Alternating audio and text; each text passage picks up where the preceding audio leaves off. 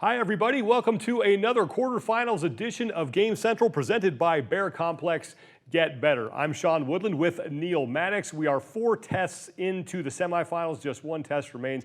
And so far, Neal, I think the quarterfinals have done a really good job of separating the elite from the really good.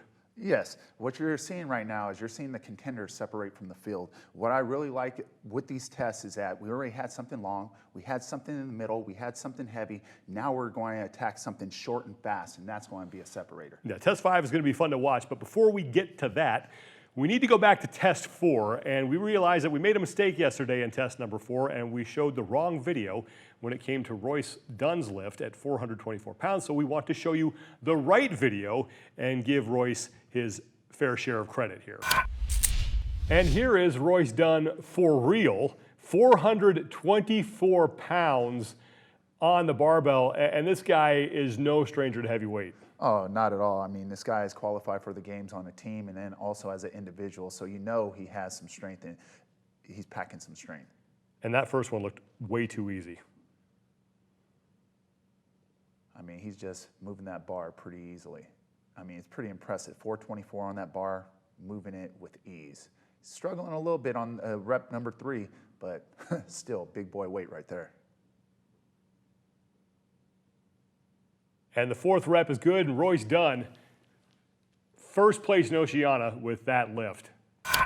Royce Dunne didn't get off to the best start, but since test number 1, he's been pretty consistent. I mean, when I'm looking at it, test number 2, he took 2nd place. Test 3, he took 22nd place. And then test 4, he took 2nd place. So I'm really looking forward to seeing what number he puts up and where he's going to place on test number 5. Yeah, heavy barbell, he's definitely going to love that. Let's look at the overall standings now. Coming into the final day of the quarterfinals, and we start in Africa, where 37-year-old Jason Smith sits atop of the overall leaderboard. In Asia, Alexander Elan is in first place. Over in Europe, it's Reggie Fasa, who is your overall leader. In North America, Travis Mayer came into the day with the overall lead. In Oceania, Jay Crouch, he was in first place there. And in South America, it was Nicholas Bedarte. The Travis Mayer, I don't think is the guy that people had pegged to be the leader at this point, maybe at any point in the quarterfinals, but it's really not surprising given what he's done at the games and given the training group he has. Yeah, when I'm looking at Travis Mayer, consistency is paying off. I mean, when I'm looking at his numbers right here, he squatted 392, and that was 50th place, over 50th place in that event or in that test. So he's putting up weight, and he scored 50th. But not only that, if you look at everything else, he's just staying consistent, and I just see him going consistently through the semifinals, but making himself to the games this year. Yeah, 1 test remains for Travis Mayer. We'll see if he can hang on to that top spot. Test 5 is going to be short and sharp. It is going to be 9-6-3 of snatches and burpee box jump overs, 185 pounds on the barbell for the men. And we've been talking about this test throughout the day here. The separator is going to be how fast you can go on those burpees. Yes, I mean, when I'm looking at this workout right here, the snatch is going to be the equalizer for everyone. All these guys at this level are going to be able to move that barbell. But what it comes down to is when you're moving that barbell, how fast do you want to move on those burpees? Because your heart rate's going to be jacked, and you just got done swinging 185 over your head. How do your legs feel? First of the 2 featured matchups we're going to show you involves the battle for first place on 2 continents. The first will be the battle for first in Oceania. That's between Jay Crouch and Con Porter. They will also be going head-to-head in this feature matchup with Reggie Fasa, who is in first place in Europe. He's trying to hold off Jonne Koski for the top spot in that continent. 4 guys fighting for 2 spots on top of their respective leaderboards. What are you watching in this matchup? Well, what I'm watching what I'm looking for out of these athletes is how are they attacking their barbell? Are they going one and dump, or are they going to go unbroken? The first round is going to be irrelevant. It's going to come down to the second and third round. Whoever can hold on to that bar and stay efficient really fast on those burpees is going to come out on top. This episode of Game Central is presented by Bear Complex, and you can go to bearcomplex.com. You can use the code CrossFit20, that's CrossFit and the number 20, to get 20% off your order today.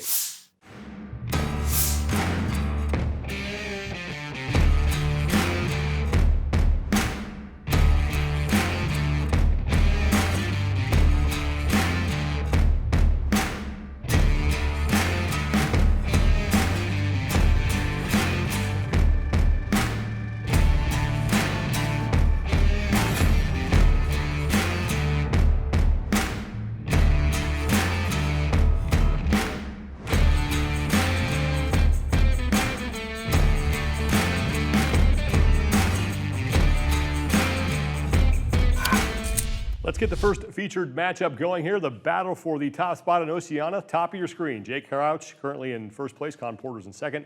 Bottom of your screen, the fight for the top spot in Europe. Reggie Fasa on the left and Jonne Koski in the bottom right. And Fasa gets to work quickly on that 185 pounds. And so far, it looks like every athlete on the screen going touch and go here on this first set of 9. I mean, I'm just looking right now. Look at Jay Crouch at the top. He's just lifting that barbell overhead and just bringing it straight to the ground, not even stopping at his thighs. That's pretty impressive. Crouch gets through 9. He'll be the first man to the burpee box jump overs. Again, he's trying to hold off Con Porter for the top spot in Oceania. Reggie Fasa and Jonne Koski now onto their first set of 9 burpee box jump overs. I mean, what I'm looking at right now is I'm looking at how are they cycling their burpees. Are they doing a step or are they jumping straight to their feet and jumping over? Because if you jump to your feet and jump over, you're going to be a lot faster than if you do that step. But if you do that step, what that can do is help regulate and basically keep your heart rate down so it doesn't overly spike. Jay Crouch back to the barbell just ahead of Reggie Fasa. So the two men who are leading their respective continents, leading right now in this test, as Con Porter still finishing up his set of 9 burpee box jump overs as Jay Crouch puts the barbell down for the first time in the upper left-hand part of your screen. Jonne Koski now bottom right back to the barbell for his set of 6 snatches at 185. I'm wondering if how Jay did his first round of snatches are affecting him on this second round because he missed that snatch, and you're just wondering how fatigued he got from doing that. Yeah, the pace has slowed significantly for these athletes on the round of 6. Reggie Fasa now going singles as Jay Crouch is back for his set of 6 burpee box jump overs. And now here comes Con Porter. So Con Porter able to reel in Crouch a little bit here on this round of 6. Jonne Koski has overtaken Reggie Fasa now, as Koski, the first man among the two of them, to his 6 burpee box jump overs. Well, it was pretty impressive with Con Porter. He's an athlete to the top right. When he was doing his snatches, he would lift it, and when he would dump the bar, he actually settled the bar. He didn't let the bar settle itself. He actually pushed it down so he can cycle it faster. Crouch back to the barbell. Fasa back to the barbell. Crouch is on his second rep at 3. Porter touch and go, and he has now caught Crouch. Crouch hits his 3rd, and he'll move back to the box, and now Con Porter is right behind him and hustling back for his final set of 3. Speed and efficiency on those burpees. And Porter's just slightly faster. And official time, Porter beats Crouch by a second, but that may not be enough to get him in front of Crouch on the overall leaderboard. Jonne Koski is in at 2:27, and now Fasa finishing up at 2:34. Just 10 seconds separate Jay Crouch from Reggie Fasa. Super fast test right there, and really played out the way you thought it would. It came down to those burpee box jump overs. Yeah, when I was looking at Con Porter, if you looked, he started off really smooth. He was actually the last person to his barbell. But if you saw how smart he was very methodical with his burpees at the beginning, but he finished with speed and efficiency in the end. Let's get to our second featured matchup. You're going to recognize 3 of the names on this list. Travis Mayer, who leads in North America. Scott Panchik in second place behind him. And Tola Morakinyo, a guy many people are familiar with, given how he is one of the more powerful athletes out there in CrossFit. We've seen impressive performances from him in the passing competition. But the one name that sticks out here is Morteza Sedaghat. What do we know about him? Honestly, yeah. I have no idea right now. Obviously, if he's up here with these big dogs right now, we'll see what he can do. Yeah, looking forward to seeing what he can do here in test number 5 against 3 of the bigger names in CrossFit. Second featured matchup. Let's get this thing underway. The battle for the top spot in North America. Top of your screen, Scott Panchik, upper left. Travis Mayer, the leader, upper right. Morteza Sedaghat out of Asia, bottom left. And Tola Morakinyo in the bottom right. And right away, everybody touching, going their snatches. Travis Mayer, a great pace, and Tola Morakinyo looking solid as well. So all these athletes not having a problem with that first set of 9 at 185. I mean, man, if you want to see some good snatching on display, these guys are just cycling this barbell like it weighs 135. Morakinyo is already on his first set of burpee box jump overs. Got there at 26 seconds. Panchik and Mayer are right there as well. Now Sedaghat getting to work on his. Yeah, Morakinyo, bottom right, if you look at his technique, he actually jumps to his feet with a slight turn and then jumps right over and then gets right into that turn. Speed and efficiency on those burpees, big time. Morakinyo done with 9, now back to the barbell for his 6, and he is way ahead of the other 3 competitors here in this featured matchup. 2 down, 3 in the books before Travis Mayer even gets back to his barbell. Sedaghat gets started as well on her set of 6. Now here comes Scott Panchik And Morakinyo, touch and go, all 6, back to the box for 6 burpee box jump overs. Pretty impressive. Went unbroken. Now you got Sedaghat, athlete on the bottom left corner right here, who's going unbroken on his snatches as well, along with Scott Panchik in the top left. We're going to see how that's going to pay off on the last round. Tola Morakinyo is making quick work of this test. He is done with his round of 6 and now back to the barbell for his final set of 3. Am I seeing this time right? 133? Wow. 135, and he's done with a set of 3 before anybody even gets back to the barbell to start his set of 3. And now Morakinyo with just 2 burpee box jump overs remaining. And this is almost offensive. 148 for Tola Morakinyo. Meanwhile, Morteza Sedaghat is getting ready to finish up. He is in after getting hit with a no-rep. He didn't get hit with a no-rep. Mayer got a no-rep on the snatch. Sedaghat's in at 158. Panchik now is able to overtake Mayer. And Panchik is going to finish first among the 2 of them. But will it be enough for him to leapfrog Mayer in the overall leaderboard? 213 now for Scott Panchik. And Travis Mayer will get in at 2 minutes, 22 seconds, but Tola Morakinyo at 148. And that time for Morakinyo, good enough for the top score in North America. And we saw Morteza Sedaghat put up 158 in Asia. Your other top times, Ioannis Papadopoulos from Europe, 207. Royce Dunne out of Oceania, talked about him at the top of the show, 218 with that heavy barbell. Jason Smith from Africa, looks like he's hanging on to the top spot with that time of 235. And Guillermo Harros from South America at 205. But that test that we just saw play out there in that second featured matchup really shows you how in something this fast, you get one no rep, it knocks you way back, and that happened with Travis Mayer. Yeah, you know, when I saw that happen with Travis Mayer, it actually put him back behind the pack, and then all of a sudden Scott leapfrogged him. And so that by Scott leapfrogging him, I'm wondering if he had closed the distance in the overall leaderboard in North America. But not only that, it's impressive to see the other 2 athletes go sub-2 in this work. Well, that's something I definitely wanted to talk about, because when you first looked at this test, and if someone had told you a couple guys are going to go sub-2 on this, you would have said, no way. But Tola Morakinyo, you want to talk about a perfect performance? That was about as perfect as you can get on that test. Yeah, I mean, it's just amazing how easy he made that weight look. But not only that, I liked his strategy. When I was looking at his strategy, he started off pretty fast and efficient on the burpees, but then on the second round, he kind of slowed down, did a step to gather himself. I think he was doing that so he can go unbroken again. But those 2 guys, both of them went unbroken. That's why they got that sub-2 in that workout. And once again, it came down to the burpees, and that's where maybe Morteza Sedaghat needs to speed up a little bit. But still, his performance at 158 from a guy that we didn't know a whole lot about, that's pretty impressive. I mean, I'm going to tell you right now, that's very impressive because he just looked very smooth and he just went fast. And when I mean he went fast, just look at him on those burpees. He just dropped, bounced right up like a bunny rabbit on those. But what was really impressive, though, was the fact that, you know, this guy just came out of nowhere and put up one of the blazing times. You would expect that from one of these games athletes, but to see him do it, I'm pretty impressed. Yeah, we will definitely be keeping our eyes on Morteza Sedaghat as this year goes on. But let's take a look now at the overall standings as we are all finished with the quarterfinals. We'll start in Asia, where Alexander Elan is your winner there. In Africa, Jason Smith, the Masters athlete, edges out Keelan Henry by 3 points. Over in Europe, Reggie Fasa hanging on to the top spot, followed by Simon Montela.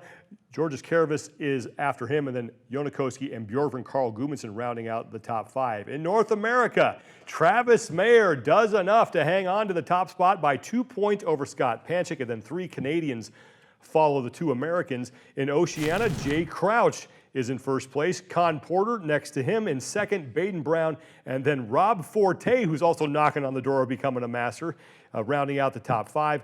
In South America, Nicholas Bedarte holds off Andrew Primo.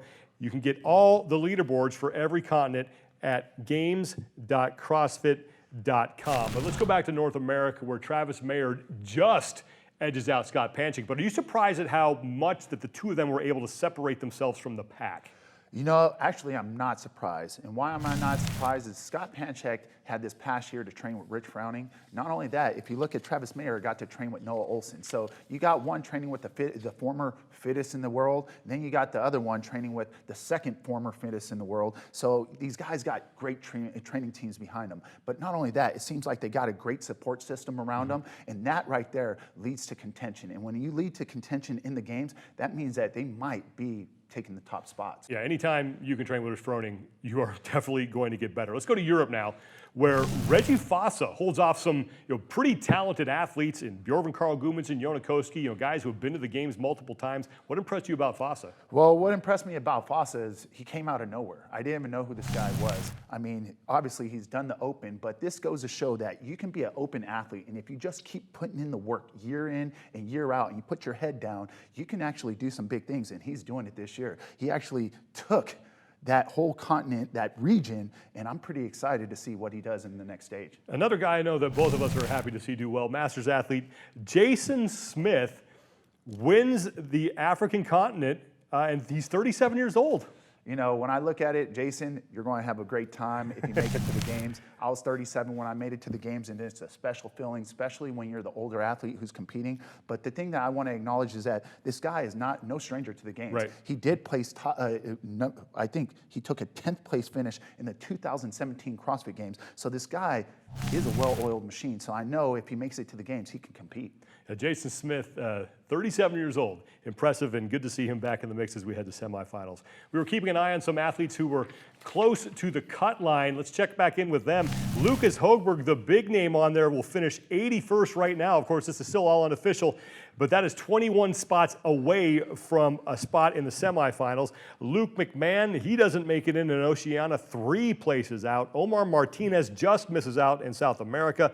Pablo Chalfun, another guy who's been to the games before, he finished 43rd. Streat, Hoerner not able to hang out inside the top 120 in North America. He went from 111th to 129th. And then Cody Anderson, another games veteran, 157th right now. And I mentioned it, Lukas Hogberg, a guy who was finished on the podium at the games not that long ago, not advancing to the semifinals. So me seeing Lukas not advance to the semifinals, it makes me wonder, one, did he get an injury that we don't know of? Or two, is this a year that he's taken off that he's just going to compete for the fun of it? So I'm pretty curious to see what was going on, but it is a shock to see that a podium finisher didn't qualify for the semis. Yeah, this has been a lot of fun. The first time we've done these quarterfinals in this format. And I think for me what's been cool is that people who might thinking about maybe being a competitor got a really good taste of what it takes to be just that here in these last 5 tests. Yeah, the best part about these tests is that if you qualified, you get to go up against the games athletes. And I reminisce back to when I first started CrossFit. What got me into CrossFit and got me so fired up to want to compete in the games was being able to see my times compared to the top times. And when you can see your times get closer and closer to the top guys, it just gives you that much more motivation to take yourself to try to compete in the CrossFit Games in the future. Yeah, it's been a fun 3 days, and it's really been fun to watch the everyday people who top 10% really get to find out what it takes to be the elite. That is going to do it for us for this edition of Games Central. But before we go, we want to let you know that we want to hear from you guys, and we want to know what matchup you would like to see in one of these tests. In the comments section of this video, let us know which test you want to see and which 4 athletes you want to see throw down. We will compile all of those. We will put together a vote. We will figure out which one won the vote, and then we will show you that matchup. So again, comment with the matchup and the 4 athletes that you want to see compete. We'll have a vote, and then we will show you that featured matchup later on this week. For Neal Maddox, I'm Sean Woodland. Thank you so much for joining us. Next stop, the semifinals.